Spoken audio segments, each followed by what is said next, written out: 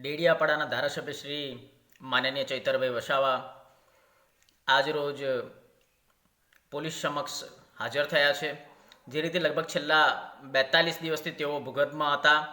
ભારતીય જનતા પાર્ટીની સરકાર દ્વારા જે રીતે તેમની વિરુદ્ધ જે ખોટી ફરિયાદ કરવામાં આવી છે અને આ ખોટી ફરિયાદના માધ્યમથી તેઓ માનનીય ચૈતરભાઈ વસાવાના અવાજને દબાવવાની કોશિશ કરી રહ્યા છે।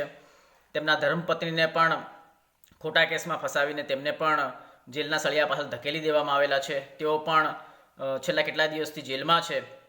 ત્યારે આદિવાસી સમાજના હીરો, આદિવાસી સમાજના એક સાચા નેતા કે જેઓ આજે ડેડિયાપાડા પોલીસ સ્ટેશનમાં હાજર થયા છે। ભારતીય જનતા પાર્ટી શામ દામ દંડભેદની નીતિ અપનાવી રહી છે।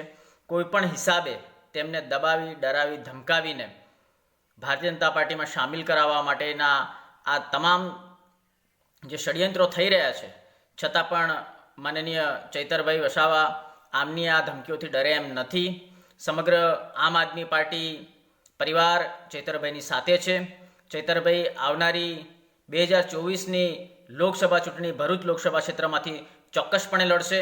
જો આ ભારતીય જનતા પાર્ટીની સરકાર તેમને હેરાન પરેશાન કરવાનું ચાલુ રાખશે અને જો એમને જામીન નહીં આપે છતાં પણ આમ આદમી પાર્ટીમાંથી માનનીય ચૈતરભાઈ વસાવા ભરૂચ લોકસભા ક્ષેત્ર લડશે, જીતશે અને આદિવાસી સમાજનો જે અવાજ બુલંદ કરતા આવ્યા છે તે અવાજને બુલંદ કરતા રહેશે।